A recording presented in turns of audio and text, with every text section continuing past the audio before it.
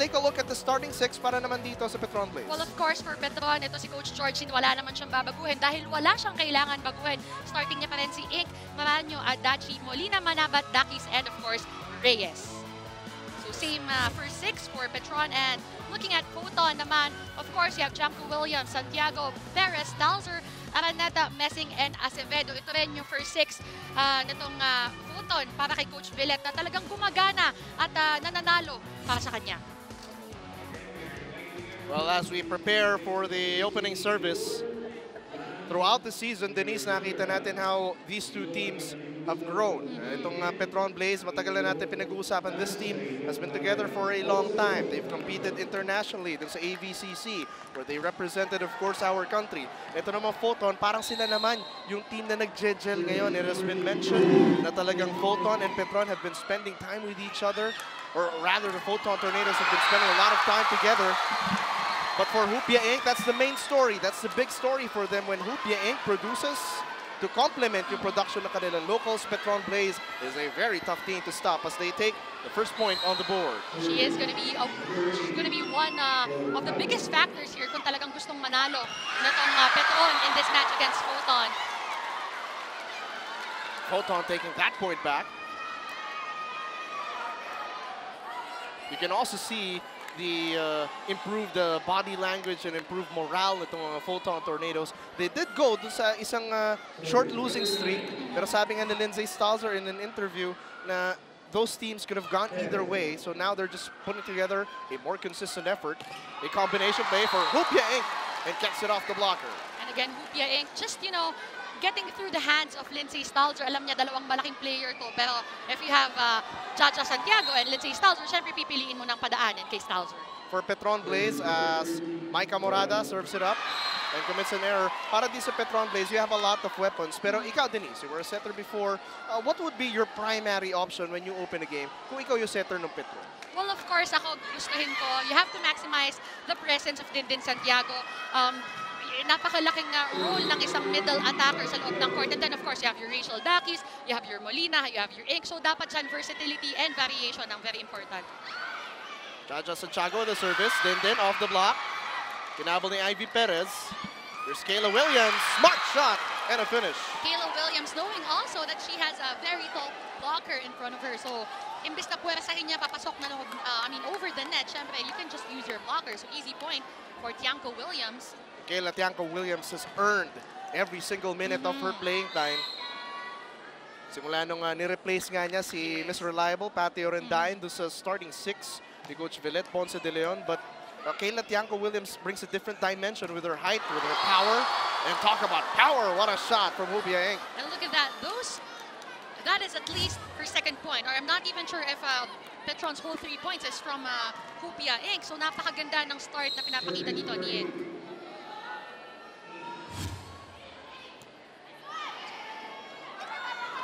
Stalzer this time, but Adachi, good read. Ses Molina susubok. Habulin ni Ivy Perez. Ibabalik ni Lindsay. One more chance para dito sa Petron. Dindin Manabat. Oh, good save by Kayla Williams. Stalzer. Oh, good dig again by Petron. Perez to Kayla Williams. Blocked away. That was very good timing from Ses Molina. Alam mo, medyo off na yung approach at saka yung pagtalon dito ni Kayla Williams. But look at this, Ses Molina just adjusting at talagang napakaganda nung tapat niya dito kay Kayla Williams. And walang pinuntahan yung bola niya doon. Hupia Inc. to serve. Serves up Katie Messing. Perez to Angeli Araneta, but again denied. That was well read by Petron. And, you know, from Ivy Perez, for her to give it to Araneta, nakakapasok pa lang or kakapunta pa lang sa front line, it was a poor decision from her dahil ang laki ng dalawang blocker at hindi pa masyado mainit. Ito si Angeli Araneta.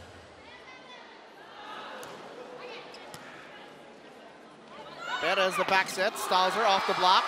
Power shot doesn't go through. Dakis naman, off speed. And Dakis will score.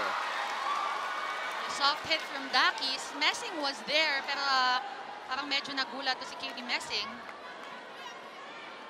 Early 3-point lead para dito sa Petron Blaze, 6 to serve 3.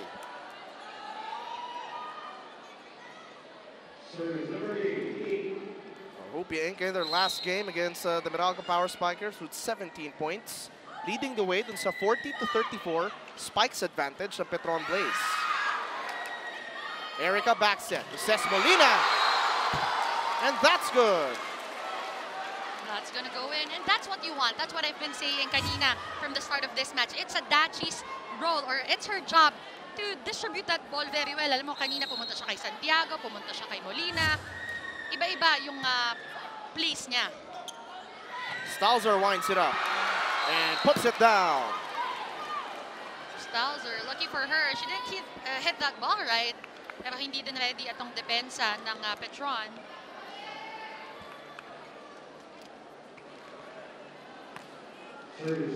For serving 7, Kayla Tianco Williams on deck.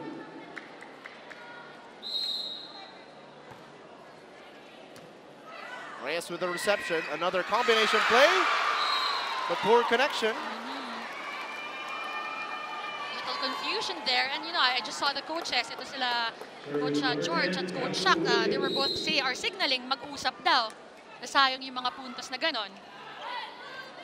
Ces Molina, todo puwersa, pero hindi makapatay ng bola.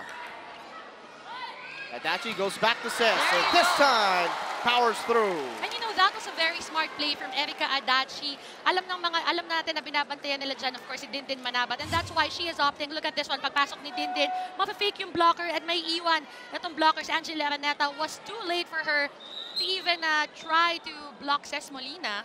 And Petron Blaze with the lead heading into the first technical timeout, 8-5. Game, at least scoring-wise, para kay Dindin Manabat with 28 points. Yes. Outdueling Lindsay Stalzer, who had 27. Well, let's see if that psychological edge is still effective para sa Petron as Katie Messing will score. So that's what you want if you're Foton. Siyempre, kailangan na gawin mong percentage spiker ito si Katie Messing because she is one of, well, not one of it. She is the tallest player on their squad. Kung si Hopia Inc. yung papaangat na laro, naging malaking tulong sa Petron, ganun din para kay Katie Messing on the other side. Messing had to adjust. One more try, and she will score. Good job for Messing. Avoiding that block, hindi biro yung nakatapat sa kanya. That will send the stunner, Lindsay Stalzer, to the service line. Chance to equalize para sa Foton. Tried to serve at an angle, pero nabasa ni Molina. Here's Rachel, left-handed shot. Perez tried to give it back. Good coverage by Jen. Dindin with a tip. Ivy creating a play. Stalzer back row, but no goal. That was a good attack from Lindsay Stalzer. Talagang napasobra lang yung kanyang kabig. But at least now you're seeing variation from Ivy Perez. Kung hindi gumagana yung front line niya, give it to the back line. That is an important weapon to utilize para sa Foton, knowing that Lindsay Stalzer has excellent hang time. Another one from the back row, but Manabat with a good read. But no one got to that fast enough. Yeah, at makikita mo naman, medyo hindi natuwa din doon si Erica Adachi. Dahil that ball was still alive, very much alive, at pwede pa yun ma-save at maitawid sa net.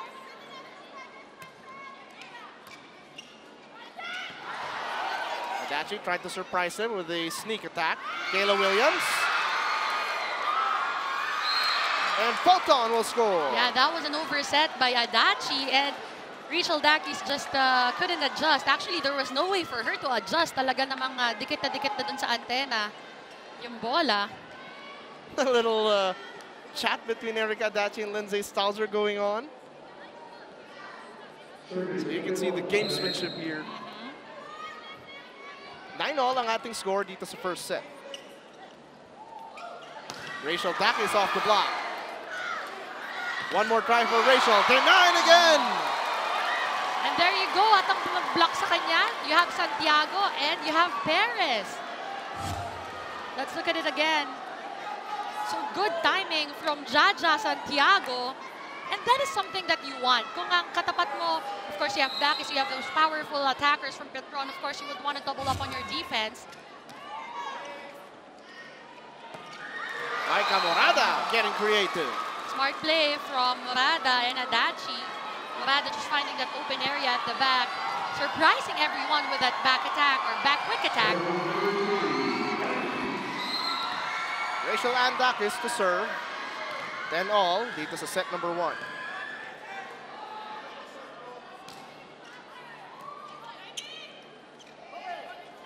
Stalzer again from the back row, but Reyes this time adjusts. Hupia Inc. straight down!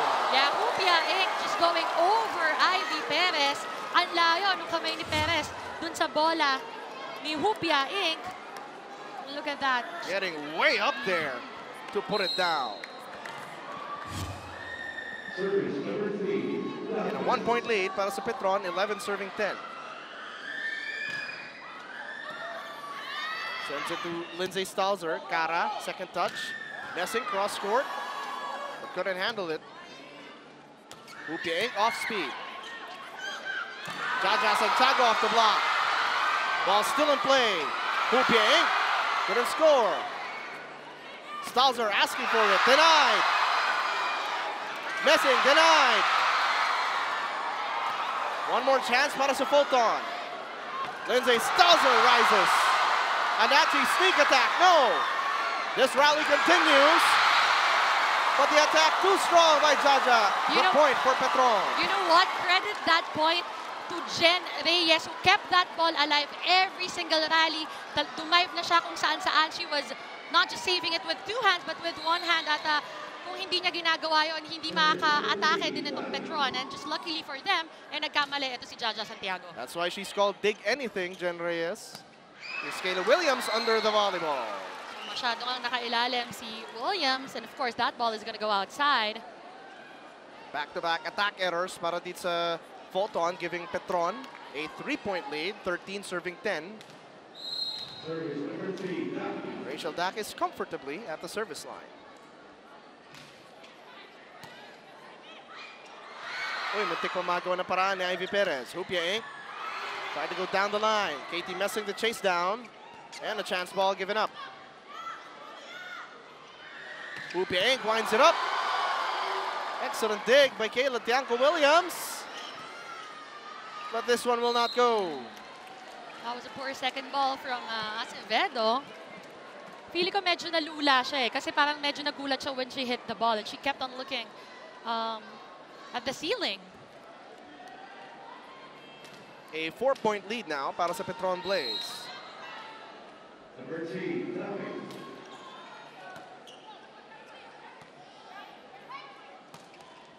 Oh, Stalzer couldn't score. Messing block. Acevedo, the attempt to save but no goal, and now a 5-point lead for Petron. So Petron has this 5-point lead, of course, dahil nga sa kanilang blocking department.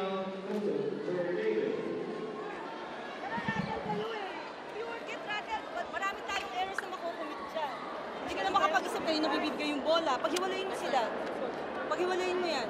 Pwede naman mag-open to eh. Pwede siya pumalo doon sa dulo para at least naglilito yung mga nasa kabila. Pag-iwalayin mo biyan, pag-iwalayin mo. At as na bola, nakatayo ka. Paano mo mag-open to? Guys, you can make it 5 points. We can't let We're not sure and you cannot approach properly. Just put the ball in. Okay? Let's go. Let's go, girls.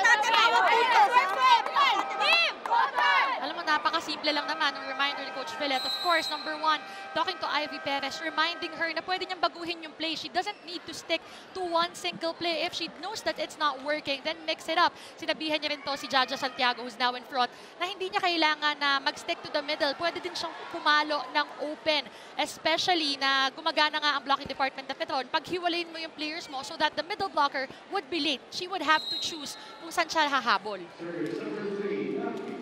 Rachel Dakis still on service duty. 15 serving 10. The back set for Messing. Adachi the save. Hupia Inc. the dink. Jaja Santiago the shot. No. Hupia one more time. And that one straight down.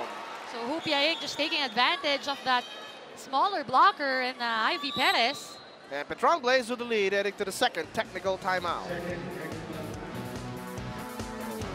As again, we take a look at the last game. Ito nga Petron Blaze. Nakikita natin ito si Hupia Inc. Her scoring totals.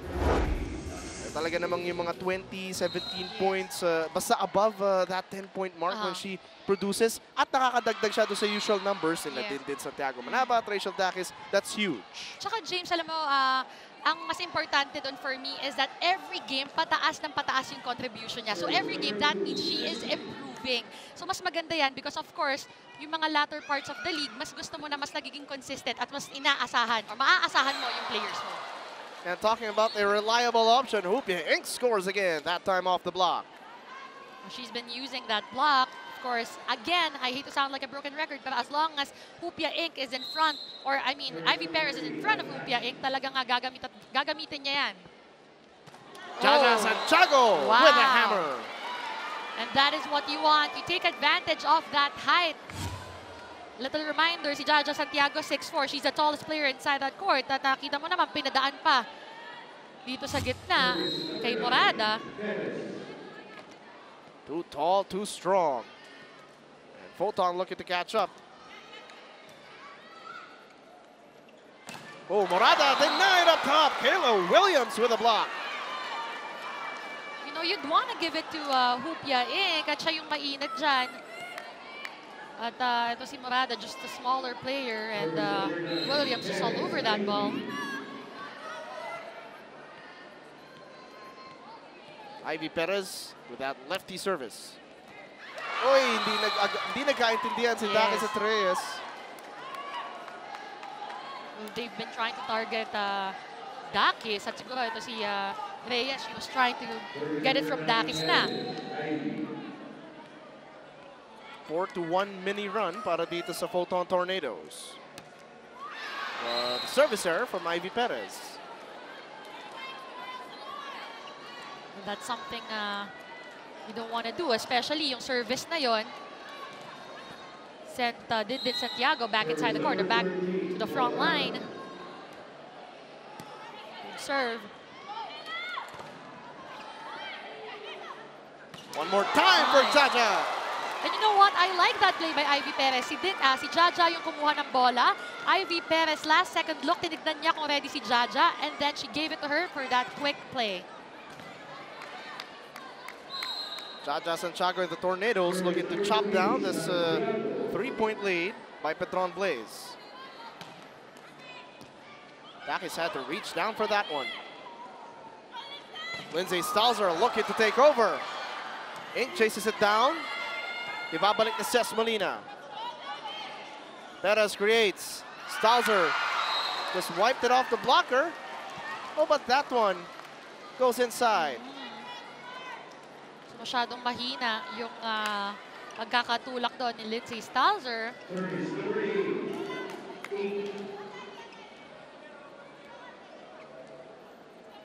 19 serving 15 dito sa ating first set.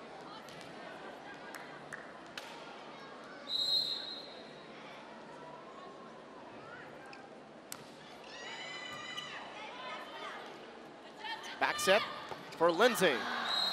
Oh, but couldn't get enough contact of that ball. You could hear it. Yung tunog pa lang, you know na mali talaga yung tama niya dun sa bola.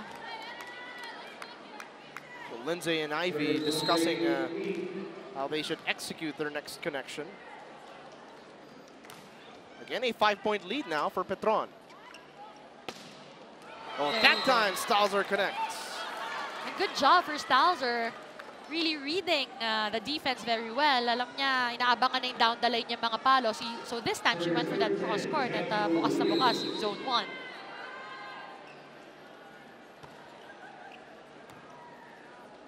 Service controlled well. Ces Molina the attack, but Williams another great defensive play. Stalzer again, but Maika Morada with good defense of her own. Oh, Rachel Dakis scores! Yeah, great adjustment from Dakis. So medyo mababa yung pagkakaset sa kanya. That's why she opted for that power hit, or power dink rather. Petron plays within 4 points. Taking ang ating first set. Stalzer couldn't control it. And Petron serves up an ace. Coach Villet Ponce de Leon, not a happy customer. Looking to freeze momentum with this timeout. Nagdadrop eh. Pinapalo nila dyan sa down the line. They're targeting our down the line because our player there is not ready. You have to get ready. Okay? When you hit, don't hit straight. You hit cross. Always cross. Okay? Supportahan niyo yung mga attacker natin, ha?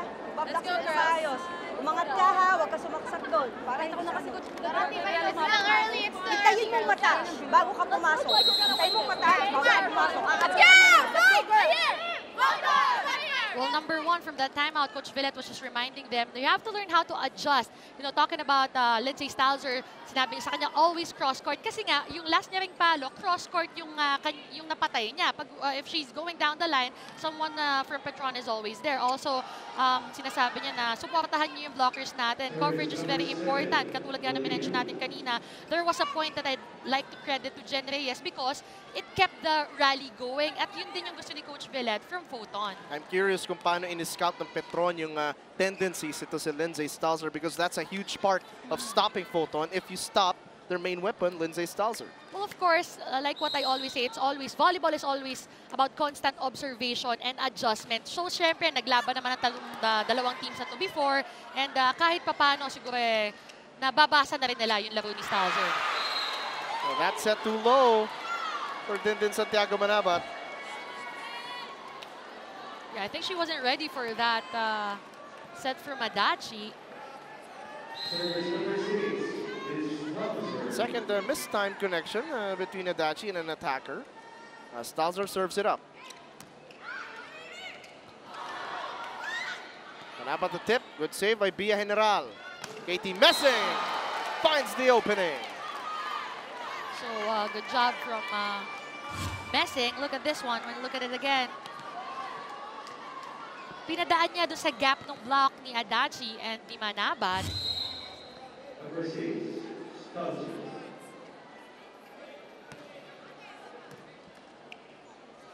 Adachi to Dindin, but that one not over. Yeah, masyadong gigil yung palo nito ni Dindin. When you're a middle attacker and when you're going for that quick attack, yung importante dyan, yung wrist action lang dapat. But what she's doing is binababa niya yung elbow niya. So, of course, ang tendency niya na bababa din kagad yung bola before it crosses the net. Dakis winds it up. Good coverage by Stalzer. Perez Araneta. Stalzer, back attack, no. Dindin, a little off speed. Did that catch the line? No, it goes out of bounds. So, great read from Stalzer, just letting that one go. Foton Tornadoes kumakapit, down by just 2. Sasub-in na sana si Abby Maranyo pero hindi na umabot sa whistle. Gets it to Rachel Dakis, denied up top. Messing the little push and the finish. That was actually very smart from Messing.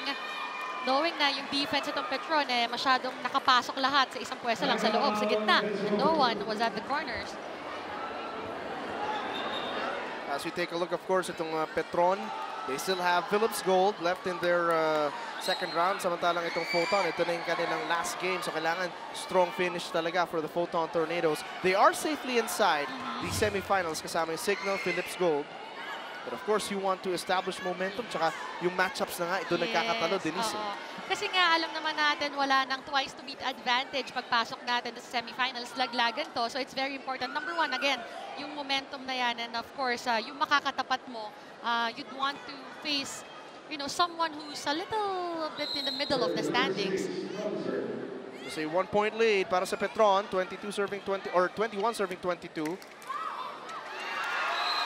Oh, just too tall at the net. And Foton will equalize. So, Petron cannot afford to do that. Again, may substitution dito. Pinasok si Masangkay at si Kaiglet at si Coach George. Ang sinasabi niya, for him to have 3 attackers, they have to receive very well for them to use those 3 attackers. Masangkay for Maraño. Ayan na nga. And hey, she is in green country. Here in De La Salle, Abby Maraño scores off that running attack. At si Kapitana, si Chang Abby, on deck to serve.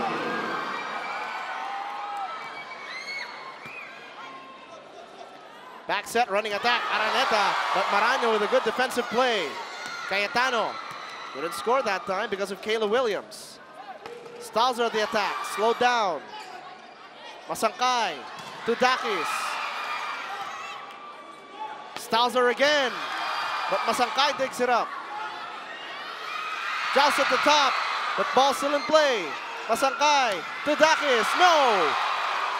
This rally continues. Messing, oh! Katie Messing just using that block.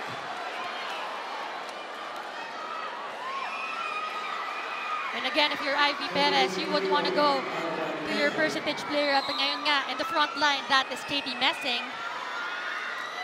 Araneta serves it up. Pinadala niya kay Rachel Dakis. Cayetano with the attack. Ivy Perez couldn't score off the 1-2. The joust off the top. And Foton takes the lead. Or rather equalizes. Yes, takes the lead, 24-23. And give it to Ivy Perez to try and do that attack once again kahit na na-block siya ni Morada nung una niyang attempt. So you could just see the confidence of this girl trying to take it her own hands, trying to attack for herself. And we are at set point here in set number 1. Pang-freeze momentum mula kay George Pascua. So we try to listen in. naman tayo. Kailangan lang may seno na mayos, madidiskarte yan. Okay. Girls, So, naintindihan. One conclusive lang. Rachel, ikaw na dito sa opposite. Ang pala mo is bayang na lang. Right? Huwag mo masyadong idikit yung set mo. Ilayo mo ng konti kasi mas malapit sa vlog. Mas malapit lang. And then coverage tayo. Coverage. Pag nakuha, itataas ng dada. And then atakin natin. Gamitan natin yung diskarte, ha?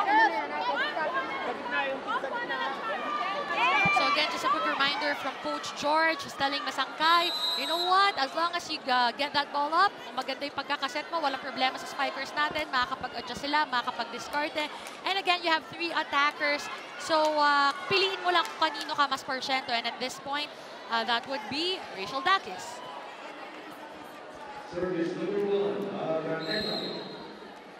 24 serving 23. It's been a tight first set. Good save for Petron. Good save for Araneta. Messing winds it up. That one doesn't go. Oh no, and Jaja Santiago couldn't put it over. Yeah, those petty mistakes will haunt her if they don't win this set. Napakasimple nun. And this is where you would want to see the focus and maturity na mag-kick in na dito kay Jaja Santiago at commit less of those kinds of mistakes.